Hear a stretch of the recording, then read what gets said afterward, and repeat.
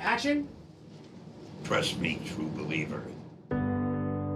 Not only did I not think I would be doing a cameo in such a big movie, I never dreamt there'd be such a big movie. In those days, I was writing those books. I was hoping they'd sell, so I wouldn't lose my job and I could keep paying the rent. All of a sudden, these characters have become world famous. They're the subject of blockbuster movies, and I'm lucky enough to get little cameos in them. Thank you. E-Mark. Okay, and background action, and action. They decided any scene with Bob and me You remember me? Sure don't. had to be a sure crowd pleaser. Look great, Hef. Cut. Ladies and gentlemen, that's a camera wrap on the creator of Iron Man, Mr. Stan Lee. We are so lucky. Robert Downey Jr. playing this role. I was born under a lucky star, I gotta tell you. And to be in a scene with him, brief as it was, and I'll talk to them about that later, it was a joy, really a joy. I just love doing cameos because, first of all, there's no real responsibility. We arrive at the place where they're shooting. The director says, go to wardrobe, go to makeup. When I'm all finished, okay, here's your line. That's Captain America? I thought he'd be taller. I'd like to start with the line that might have been put to you, sir, which was, did it work? I'm a very good study. I can remember a whole line after reading it 3 or 4 times. Did it work? And action. Superheroes in New York? Give me a break. I mean, I say a line or two if I'm lucky enough to get a line. Sometimes it's just pantomime. Larry King. Larry! But there I am on the screen, and I'm a big ham, so I love it. Oh, man. I am so fired. I like them all. I mean, as I think of them, each one is my favorite. And shrink. Well, the 60s were fun, but now I'm paying for it. And cut it. And I love being in the theater and having somebody next to me say, oh, look, that's Stan Lee. I get a big kick out of that. You know what? I think I'll just take these, bring them over here, and hold on for safekeeping. Are you Tony Stank? Oh, man. Anyway, before I was so rudely interrupted, at that time, I was a Federal Express man. I'm trying to tie the Marvel Universe together by being the one common denominator that they all have. What's the matter with you kids? You never seen a spaceship before? My cameos are always fun, especially when I do one with Thor. I play a barber, and I'm about to cut his hair. Touch something, and then the whole thing's gonna come to life. Okay. Yeah. Good. No! Yes! Hey, you guys, make love, not war. Each one stands out more than the previous one. This is one of the best cameos I've done, let me tell you. Look at the girl I'm with. You know what I'm saying? She's crazy, stupid, fine, right? You go, yeah. Yeah, crazy, stupid, fine. It's so fun when you show up in the films. It's really neat. Well, it's great. I love it. I mean, people are so nice. Hey, brother, how you doing? Thank you. All right, just have a safe trip down to it. Good to see you. The fact that I'm working with characters that I've created, not too shabby. You designed me in the womb. By the crimson rings of Sidorak, it's Doctor Strange. And the fact that they are being directed so beautifully. I'll need a ride home. Why don't you try that? I'll need a ride home. To work with such professionals, and they all have a love of the characters. Chris Evans came over to me like I'm his father. He is so happy to be doing what he's doing. He's so happy to be Captain America, you know. See, nobody's going to recognize you because they'll expect to see this little guy. Hey, glad to see Chris. Son of a hey, congratulations on the twins. Thanks, buddy. Hey, that's terrific. Yeah. So you say something first. I say, it's aged for 1,000 years in barrels built from the wreck of Grunhild's fleet. It's not meant for mortal men. And then that's it. What the hell did you just say? It is not meant for mortal men. Neither was Omaha Beach, Blondie. Stop trying to scare us. Come on, I don't think of them as cameos. All right. I rather think of it as a supporting role that I play. Excelsior. And cut. Cut that. And cut it. Stan Lee, the whole reason any of this exists, my hero, the greatest man alive. We should all be grateful. I know we're all honored. And Stan, thank you so much for being here. It is our absolute pleasure. And forgive us if there's lots of handshakes and autographs I asked. sometimes wonder, did this really all happen? It's our honor to have you. Thank you. Thanks a lot.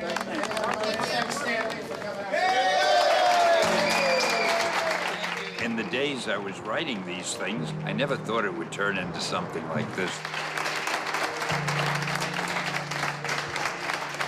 Thank you very much. Thank you. This is just unbelievable. It's indescribable to work with creative people, especially people who make movies. It is such a thrill. It's overwhelming when I think about it. And I keep saying to myself, I can't believe this is me. I can't believe I lucked out this way. Let's give it up for Stan Lee, guys. Woo-hoo, yeah. 5 lousy words they gave me to say.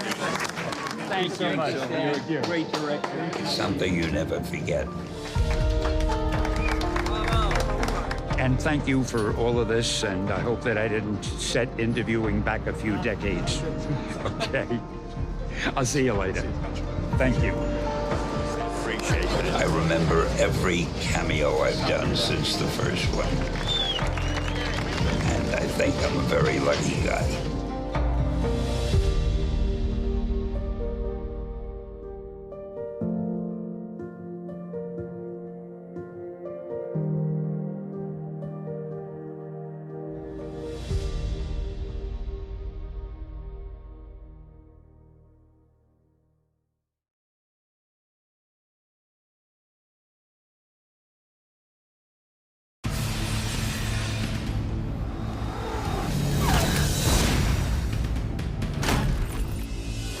Actually coming down the middle as our heroes are running this way and this way. Love the Russos. I remember them the first couple days on Winter Soldier. They really felt like the new kids on the playground. But everything they said they were going to do, they delivered on. Their attitude kind of breeds this sort of lightness on set. Okay, let's do one more. They're the filmmakers that took the Captain America series and elevated it with a Winter Soldier. You gotta know, Cap. This isn't personal. Yeah. And then you. That then did it again with Civil War. That film is gigantic. This is going to be a great shot. We were midway through production on Civil War, and we saw the amazing job that Anthony and Joe were doing, handling all these different characters, telling this very unique storyline. It's going kind of this way right now, and then the window's going to shatter. We knew where we wanted to head with the next Avengers film, and it was then that we started talking to them about coming from Civil War onto Infinity War.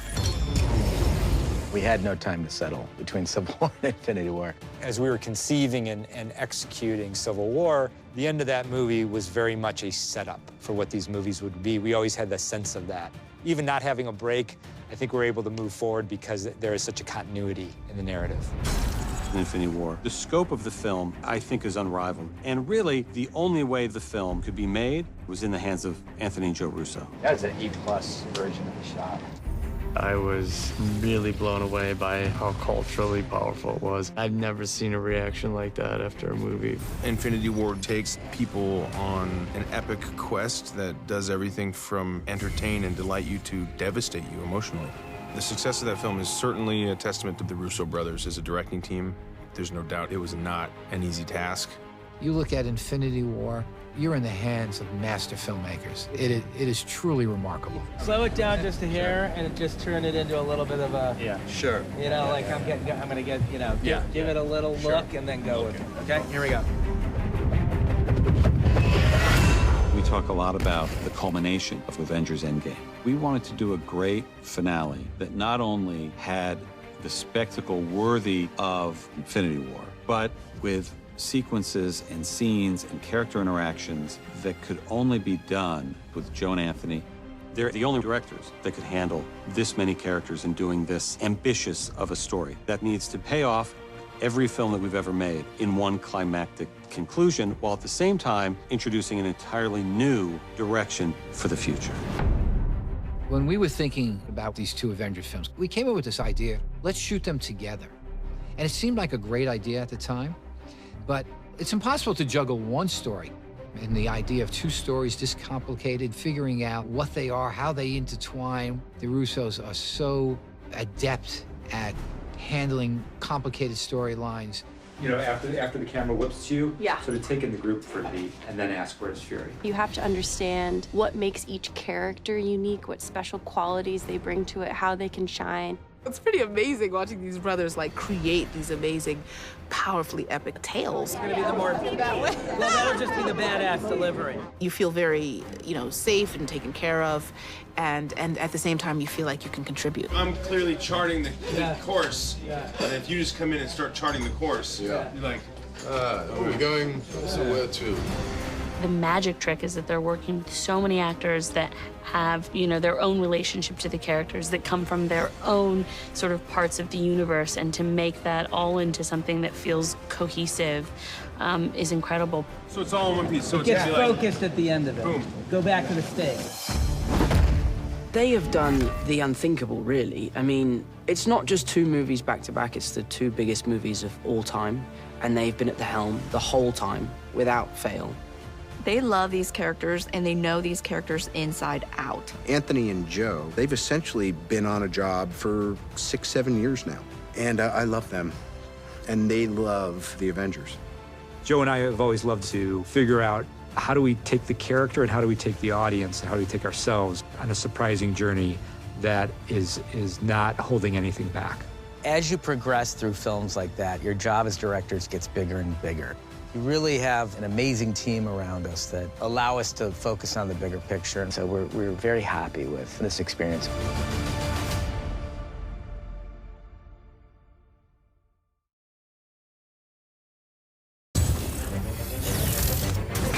It's been really exciting to get to work with some of the actors from different franchises that I have just admired. I guess you would say are sort of an extended family. And then, of course, there's new characters that are also being introduced to the family. Where are you going?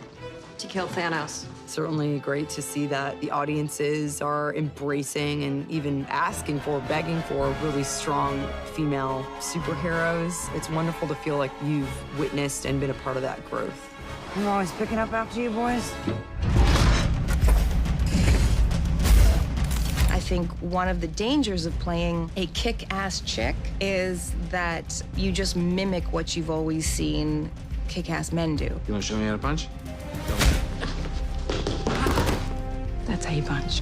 It's really important for me to find the voice and the rhythm and the style and the meaning of what it means to be a powerful woman, and that be its own distinct thing.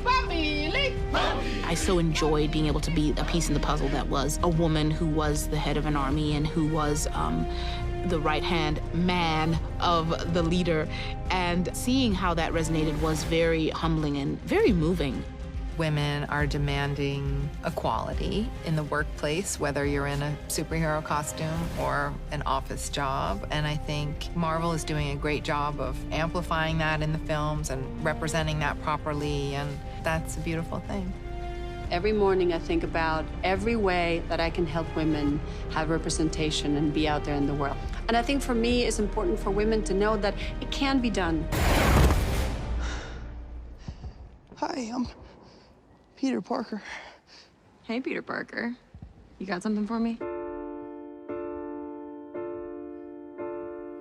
Our goal with Endgame was to provide a climactic conclusion to the journey that the MCU has been on for these 11 years now. And so we spent a lot of time looking backwards at the journey that the overarching narrative has taken and all the characters that have been a part of that story.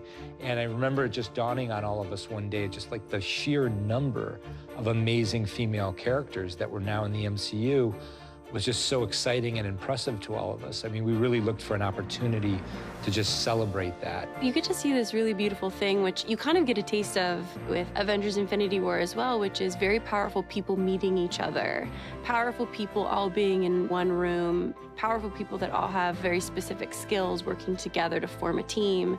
We have a small little moment in the Wakanda field in Infinity War where we have Okoye, Natasha, and Wanda teaming up to fight Proxima. And that moment in the trench was pretty spectacular to see when we were shooting Infinity War. And we wanted a little bit more of that in Avengers 4. I don't know how you're gonna get it through all Don't worry. She's got help. It was really beautiful to feel this sort of Marvel sisterhood, you know, and we're all coming from so many different films that we all came together. It's kind of like, I see what you do. I know your powers. Okay, show me what you got. And then we just clicked, and we were just like cheering each other on. Everyone just kind of taking their turns, moving around, trying to help each other out. It was so fun. You share this connection. So there's a connection without ever having met. And it's a really cool thing about the whole battle. That day was insane. We were all in it together, and it felt electric. It was really, really cool.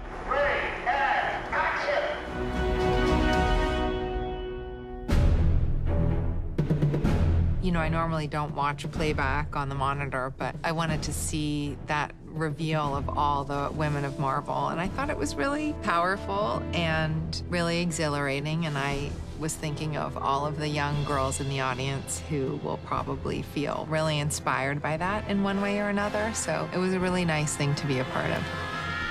And it's exciting because all of us are saying, I've never experienced this before. I've never been in a film with this many women and this many strong women who stand equal to the men. There is something very powerful, and we're realizing it more and more. It's just how magical it is to allow women to express their full gamut of their power and their abilities as a unit.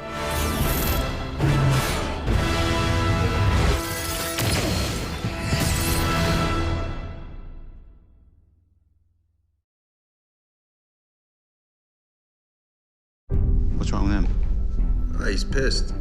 He thinks he failed. Thor has suffered tremendous loss, more so than any other character. Asgard has been destroyed, and now he has to suffer the loss to Thanos. How does a person who's suffered two devastating losses like that move forward, and how would he process that?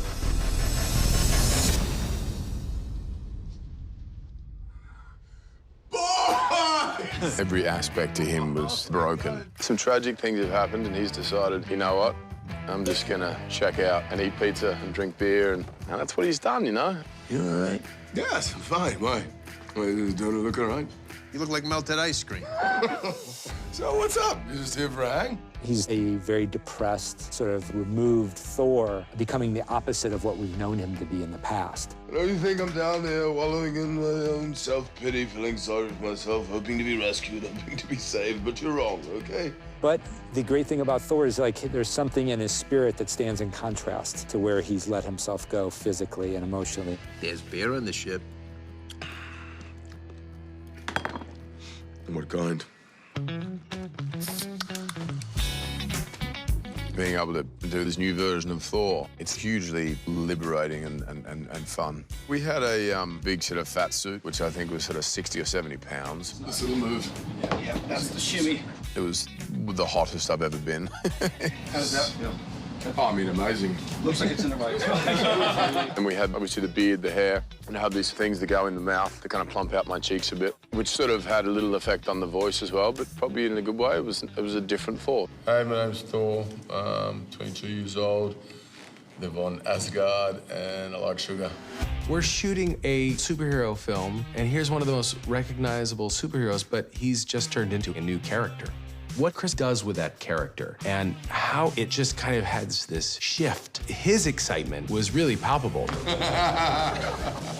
He had been playing the character for a while and really wanted to find something new. He has such dexterity as a talent. He's incredibly funny. He has just really lovely energy. Is he asleep? No. I'm pretty sure he's dead. Thor's new look will seem like it's being played for laughs. But thanks to the performance that Chris Hemsworth gives, it becomes very touching. Let me do this. Let me do something right. And we see over the course of the film how he tries to regain his sense of purpose and regain his sense of redemption. It's not working. At the end of the day, even though he's carrying a lot more weight, he's still the Thor that we love. I'm still worthy.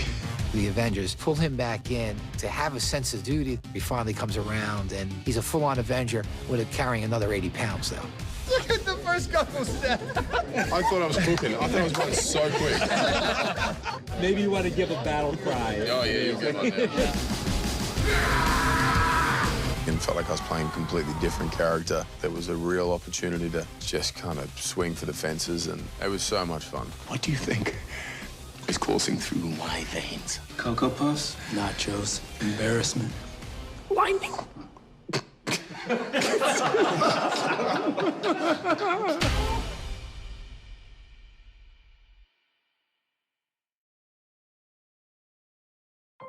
Asking a woman to dance always seems so terrifying. And the past few years just didn't seem to matter that much. Figured I'd wait. For what? Right partner. The essential conflict in Steve is the desire to serve, and that desire to serve would supersede his personal identity. He's got an amazing set of morals and values. He's an incredibly good man, given the hand that life has dealt him. Dr. Erskine knows that if this guy's given this great gift, he won't take advantage of it. He understands how to value what he has because he didn't always have it. The common issue among all the Marvel heroes is that they have a very vulnerable side to them. And Steve Rogers is certainly no exception to that. He is probably the most vulnerable before he becomes Captain America. He, more than any of the other superheroes, really kind of loses who he was in the process of becoming him. Because he was a scrawny 90-pound man who gets changed into Captain America, so the old him ceases to exist. There's no life of Steve Rogers that he goes back to. Almost, I get the feeling he'd be more comfortable if he could wear the outfit the whole time, because then he has a persona, then he knows who he is. It's the first time he was valued. He had very few people who valued him, as he wasn't quite an orphan, but he was alone fairly early on, and he had one friend. It was Bucky Barnes, and Bucky Barnes goes off to war. He was a scrappy kid who got picked on all his life. He is very relatable. He is a superhero, but all his power is basically what the human body can do. Once circumstances lead him to being Captain America, he finds, a purpose. You told me you thought I was meant for more than this. Did you mean that? Every word. Peggy has a career, and she has a lot of self-respect, and she's pretty sick and tired of lots of men kind of not taking her seriously in the army and playing around with her. I think Peggy relates to someone really fighting for what they believe in and really having to struggle all the time to prove themselves. And she, being the only woman in this environment, knows exactly what that feels like.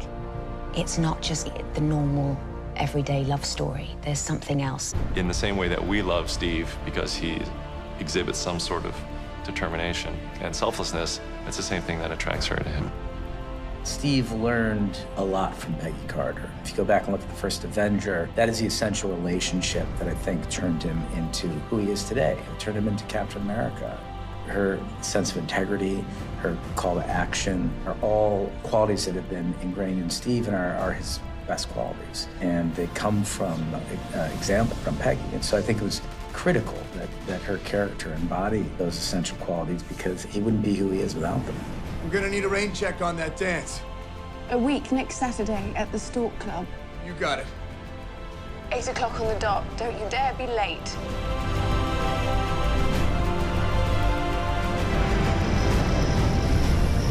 The great tragedy of Steve Rogers' existence was, he found the love of his life and then had to sacrifice himself in 70 years of his life to save the world. I always found it very endearing about Cap that for all that character has sacrificed, and he's sacrificed a lot, the one thing he could never let go of was Peggy. And it stayed with him all those years. It's been so long. So long. Well, I couldn't leave my best girl. Not when she owes me a dance. We want the audiences to feel moved by it. People have sent me poems that they've written about Peggy and Cap, and montages that they've sent me of Peggy and Cap's greatest moments, like putting soundtracks over them, like Aerosmith soundtracks or something, and longing looks from Peggy and Cap, and I'm realizing that the story's affected them, and that's great because we feel like that's what we wanted. We wanted something that had heart to it, that people essentially cared about. Even after he died, Steve was still changing my life. I really like what they let my character experience in these movies, to be honest. The struggle and the sacrifice and the culmination of friendships that have had peaks and valleys, and it's just a really layered, colorful experience. His arc over the course of the movies take him from a place of service to where he started to question authority and ultimately embrace his identity and become self-actualized. And he has the opportunity in Avengers Endgame to go back and correct the loss and be with Peggy, the love of his life. And he makes that choice. So did something go wrong or did something go right? Well, after I put the stones back, I thought maybe I'll try some of that life Tony was telling me to get. You're trying to tap into Steve's journey before you go to set to understand what this moment means to him, but you can't help but think about your own and think about what this entire experience has meant to you. Oh, God, you can get choked up even thinking about it right now. You want to tell me about her?